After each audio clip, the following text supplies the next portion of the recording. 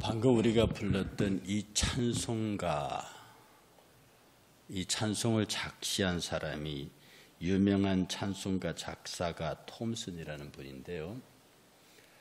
이 찬송은 여러분 지금 불러도 그렇지만 늘 우리의 가슴을 이렇게 두드리면서 사실은 부흥 집회나 교회에서 초신자를 초청하는 결신 찬송가로는 가장 많이 쓰이는 찬송가입니다. 그래서 교회에서 집회를 하거나 새로운 신도들의 결신을 촉구하면서 큰 집회 같은데 지금 이때부터 예수 믿기로 작정하시는 분 손 드십시오 하고 그때 부르는 찬송가가 바로 지금 방금 우리가 불렀던 이 찬송가입니다. 예수가 우리를 부르는 소리 그 음성 부드러워. 그래 보통 이 정도의 찬송이 되면 이 찬송가 작사가의 생애가 오늘 우리가 읽었던 본문처럼 탕자 수준의 세상에 방황이 있었다거나 많은 고난을 겪었다거나 그래서 회심에 대한 상당한 신앙 고백과 어떤 간증이 있을 뿐만한데 지금 여기 이 작시가 톰슨은 그와는 정반대의 사람입니다. 요거하고 거의 비슷한 찬송이 하나 있는데 그게 531장입니다. 그 531장에 그 자비한 주께서 부르신다. 그 크로스비 여사가 쓴 가사예요. 거의 비슷합니다. 이 자비한 주께서 부르신다라고 하는 이 찬송가하고 오늘 우리가 불렀던 이 찬송가가 거의 유사한 내용인데요. 새로 그 결신을 촉구하고 새신자들의 결신 그리고 예수 믿던 사람들 중에서 예수를 떠나서 방황하던 사람들의 돌아오는 회심의 결심 이런 것들을 촉구하는 찬송가로 불려지는데 이 두 크로스비 여사나 톰슨의 두 사람의 공동점은 여러분 크로스비는 워낙 유명하니까 못 듣고 못 보고 말을 못하는 삼중장애인을 가진 그 장애 가운데서도 정말로 훌륭하게 하나님 앞에 그리스도인의 사는 모습을 보이고 살다 간 사람이니까 워낙 아는 사람인데 이 톰슨 같은 경우에는 16살부터 작곡을 시작한 그리고 굉장히 부유한 집 아들이에요. 그래서 크게 경제적 죽을 때까지 경제적인 고난을 그렇게 많이 겪어본 사람이 아닙니다. 그리고 아주 어렸을 때부터 작곡 공부를 하고 한 지역에서 68년 동안 살았어요. 그러니까 사람이 한 지역에서 68년 동안 살 정도면은 잘 사는 겁니다. 이 인생이 고달픈 사람들이 이사를 많이 다니거든요. 그런데 한 지역에서 68년 살은 것은 굉장히 안정되어 있다는 겁니다. 그래서 그가 그 28살 되기 전에 28살부터 이제 작곡가로 인정받는 그러니까 16부터 작곡을 해서 28살에 알려졌다고 하는 건 좀 늦은 거죠. 어쨌든 28살 전후에서 그 당시 미국의 그 출판계가 막 음악이 그때는 막 TV나 이런 게 있던 시절이 아니니까 이 곡을 네 곡을 작곡해갖고 출판업자한테 갔어요. 그때는 이제 전부 다 이렇게 LP판에다가 종이로 전파되는 시절이니까 그걸 갖다가 이렇게 인쇄를 부탁했더니 인쇄가 아니라 이걸 100불에 사라고 당시 100불은 또 작은 100불이 아니었어요. 그랬더니 그 양반 한 말이 요새 신인 작가들 이런 거는 얼마든지 있다. 근데 이때 톰슨이 가져간 곡이 찬양곡이 아니었어요. 소위 말 컨트리송이었습니다. 그런데 이런 곡은 얼마든지 구할 수 있다고.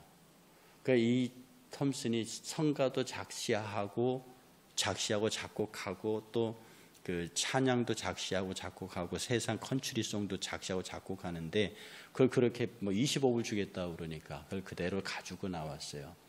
그리고 있다 우연한 기회에 그 시내 뉴욕에 있는 아버지를 방문할 기회가 있어서 시골에 있다가 뉴욕의 아버지 있는 쪽으로 갔다가 거기서 작은 인쇄업자한테 자기 곡을 줬어요. 이거 출판해 달라고. 그러니까 이때부터 자기가 직접 출판하겠다는 생각을 한 거죠. 역시 아버지의 재력이 있고 집안이 괜찮으니까 할 수 있는 일입니다. 그런데 그렇게 낸 그 곡이 그야말로 대박을 이룬 거죠. 특별히 지금도 미국 젊은이들에게 유명하게 알려져 있는 근 200만 부가 팔렸다고 하는 해변에서 조개를 주우며라고 하는 컨트리송은 윤정기가 밤새도록 돌아갈 정도로 유명한 곡이 되었다는 거죠. 그래서 무려 200만 부, 그리고 자기가 독자적으로 출판 회사를 챙겨가지고 이 복음, 성가 복음에 앞장섭니다.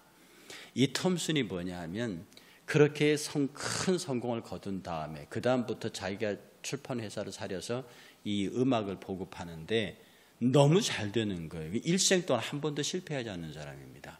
그러니까 한 번도 실패하지 않는 사람에게서 이런 찬송이 나온다는 게 정말 우리들에게 많은 것들을 생각하게, 우리는 실패하고 넘어지고 아프고 이런 데서 일어나서 그런 찬송 고백이 많은 우리들에게 공감을 형성하고 은혜로 이끌지만 이 찬송가 같은 경우는 정말로 하나님 앞에 일평생을, 그리고 부유한 집에서 태어나서 사업에까지 성공해서 정말 그가 이 복음을 위해서 사는데, 당시 말이 2대 끄는 마차에다가 피아노를 싣고 다니면서 온 미국 시내를 돌아다니면서 그 피아노를 연주하면서 찬송가를 보급했던 사람입니다.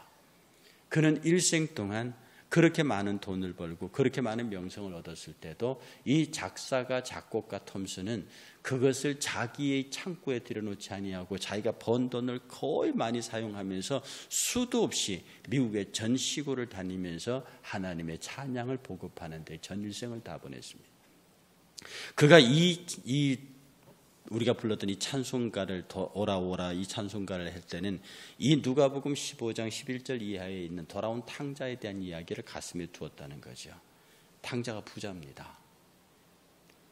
탕자는 아버지로부터 아버지 재산을 절반을 가지고 가서 외국에서 창기어 먹어버린 사람이에요. 이 탕자가 자기에게 반면교사가 되는 거죠. 그래서 그는 이 찬송을 작사할 적에 그 누가복음 15장에 돌아온 탕자를 그리면서 이 사람을 생각하면서 우리가 많은 것을 가졌다고, 여러분 많은 것을 가졌다는 게 꼭 이렇게 막 부자고 막 그렇다는 뜻이 아닙니다. 우리에게서 어떤 사람이 탕자냐 하면 자기가 가지고 있는 것, 여러분 하나님께서 우리에게 주신 것은 분량이 똑같은 줄 아시면 됩니다. 하나님은 어떤 사람에게는 많이 주고 어떤 사람에게는 적게 주고, 누구는 부자로 만들고 누구는 가난한 자로 만들고 누구는 대통령으로 만들고 누구는 시청 청소부로 만들고 그렇게 하신 것 같지만 하나님 관점에서는 똑같은 겁니다. 하나님의 관점에서 대통령직을 잘 수행하고 온 사람에게 주는 상급이나 시청 청소부를 잘하고 오는 사람의 상급은 똑같습니다. 2달란트 받았든지 5달란트 받았든지, 두 사람은 다 열심히 일해서 10달란트를 남겼고 두 사람이 열심히 해서 4달란트를 남겼습니다. 그들에게 주어진 상급은 똑같아요. 착하고 충성된 종아, 네가 작은 일에 충성하였으니 큰 것에서 참여하라고 하는 복이죠. 하나님께서는 우리에게 공평하게 주셨습니다. 불공평하다고 생각하는 건 인간입니다. 여러분 돈 많은 사람이 항상 행복합니까? 건강한 사람이 항상 행복합니까? 그러면 크로스비 여사는 뭡니까? 보지도 못하고 듣지도 못하고 말도 못하는 사람은 얼마나 불행해야 되는데요. 세상의 기준에 맞추면은 이 사람은 불행하고 이 사람은 행복한 기준이 갈라집니다. 그러나 그리스도 안에서는 그런 기준이 성립하지 않는다. 왜? 주시기를 똑같이 주셨다니까. 그 주시기를 똑같이 주었는데 받은 인간이 그것을 어떻게 누리냐에 따라 다른 거거든요. 둘째 아들은 그것을 가지고 가버렸습니다. 그리고 그것을 세상과 먹어버렸다고요. 여러분들은 하나님으로부터 받으셨어요. 그런데 이것을 세상과 더불어 써버려요. 어떤 사람은 피아노를 잘 칩니다. 이것을 가지고 하나님의 나라와 복음의 찬양을 쓰는 게 아니라 세상 사람을 위해서 쓰고, 내가 가지고 있는 갖가지 재능을 세상을 위해서 세상 사람들과 내가 출산했습니다. 그게 탕자와 뭐가 다릅니까? 사람들이 탕자를 얘기하면 먹고 마시고 부어라 마셔라 뭐 이런 타락한 아들만 탕자로 합니다. 탕자는 하나님으로 받은 이것을 가지고 하나님의 전에 머무르지 않고 세상으로 가버린 사람이 탕자들입니다. 그가 노래 부르는 재능을 가지고, 작사하는 재능, 작곡하는 재능을 가지고, 운동 잘하는 재능을 가지고, 머리 좋은 재능을 가지고 세상으로 가버린 사람들이 다 탕자들이죠. 여러분 탕자라는 말이 정말 방탕하게 사는 자라는 뜻 탕자인데, 그런 탕자의 개념, 하나님 앞을 떠난 자가 전부 탕자입니다. 아버지 재산을 가지고 세상에 저 유명한 사람들 저 재능 누가 준 건데요, 저걸 가지고 세상으로 가버린 겁니다. 그게 탕자죠. 그 톰슨의 마음속에는 자기에게 주어진 이 모든 것들을 가지고 아버지를 떠나지 않는 거죠. 그리고 떠난 그 사람을 반면교사로 삼아서 이제 오라고. 그래서 이 찬송가의 영어 제목이요, 우리가 부르고 있는 실제 이 찬송가보다 예수가 우리를 부르는 소리라는 이 말보다 좀 더 부드럽습니다. 뭐라고 되어 있냐면은 softly, 부드럽고, tenderly, 다정하게, 그리고 Jesus is calling, 예수가 부르고 있습니다. 정말로 부드럽고 다정하게 예수가 부르고 있습니다. 예수가 우리를 부르는 소리, 그 음성 부드러워, 이렇게 하자. 아주 부드럽고 다정하게 오라. 누구를 향해서? 탕자를 향해서. 아버지가 기다리는 마음으로 오라. 그럼 이 시간에 우리는 고요히 생각합니다. 나는 탕자가 아니냐. 많은 사람들이 탕자 이야기 나오면 누구를 떠올립니다. 그 녀석 돌아와야 되는데, 이 탕자 얘기를 떠올리면 누가 저 얘기를 회개해야 되는데 라고 하면서 정작 자기 자신은 탕자의 반열에서 뺍니다. 그런데 우리가 주의를 빼고 일상 유기를 가만히 생각해 보면 우리는 어떻게 사느냐? 정말 탕자로 사느냐, 아니면 돌아온 아버지에게 반지 끼고 있는 둘째 아들로 사느냐?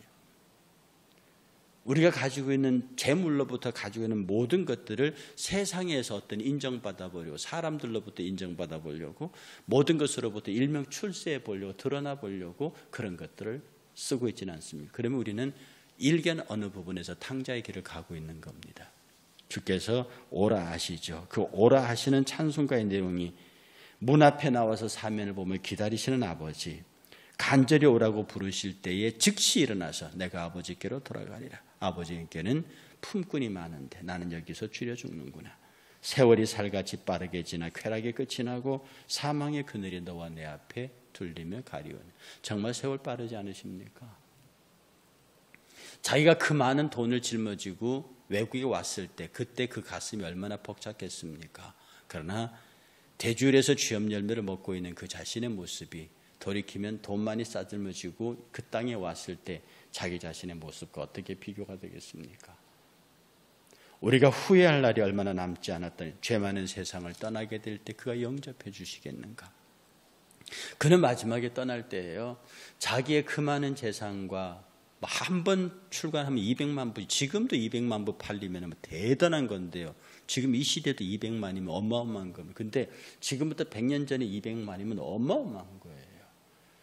그렇게 성공한 그 자신이 스스로 죽을 때에 가만히 생각해 보니 내 것이 좀도 동록도 쓸지 않는 하나님의 나라로 다 옮겨져 있구나.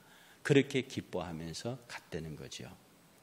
그 당시 유명한 부흥집회 인도가 했던 무디가 죽을 때에 이제 아무도 그의 임종을 보는 걸 허락하지 않았답니다. 그러니까 의사 한 사람만 무디의 병상을 왔다 갔다 하는데 이 톰슨이 무디를 찾아갔어요. 근데 무디가 안에 있다가 보니까 자기 주치하고 얘기하는 사람이 톰슨인 걸 알았어요. 그 주치를 불러서 그 사람 불러들여라. 그리고 그에게 이렇게 말을 했답니다. 뭐라고 했냐면, 진실하고 단조로우며 올바른 특징이 훌륭한 음악가 톰슨 씨여, 내 일생을 통하여, 무디의 일생을 통하여 내가 할 수 있었던, 그가 집회하면서 수백만을 그리스도에게 인도했거든요. 내가 할 수 있었던 그 무엇보다도 차라리 예수가 우리를 부르는 소리, 이 찬송을 내가 한번 지을 수 있었으면 차라리 그것이 더 좋았을 것을, 이렇게 말할 정도로 자기가 일평생 수백만을 결신시킨 그 일보다도 톰슨이 예수가 우리를 부르는 소리, 그 음성 부드러워하는 그 찬송 하나 작시한 것이 자기의 평생의 전도 사역보다 더 크다고 평가를 해주었답니다. 그러니 이 찬송이 얼마나 많은 영향력을 미치며 얼마나 많은 사람들에게 전파되었고, 초신자에는 초신자에게, 기성신자에게는 기성신자에게 얼마나 많은 가슴을 두드리는 눈물의 찬양이 되었는가. 다시 한번 우리 이 아침에 생각해야 됩니다. 우리는 탕자가 아닌가. 정말 술 먹고 부어라 마셔라 그렇게 세상에 사는 그런 사람들을 탕자로 이해하는 이해에서 벗어나야 합니다. 탕자는 내가 하나님께 받은 것, 그것이 크다 작다 하는 것은 인간적인 판단이고, 하나님은 똑같이 주셨는데 내가 이것을 가지고 사람들의 인정을 받으려고, 출세하려고, 세상에서 조금의 더 이익을 남겨보려고 그렇게 애쓰고 수고한, 이것이 바로 탕자의 모습이다.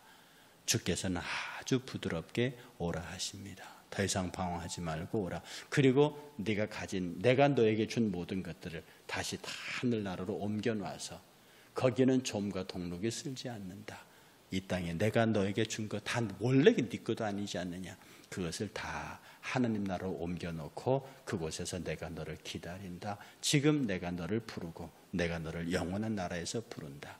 그 부르심에 기꺼이 응답하는 또 하루 오늘이 되시기를 주의 이름으로 축복합니다. 함께 찬양하겠습니다.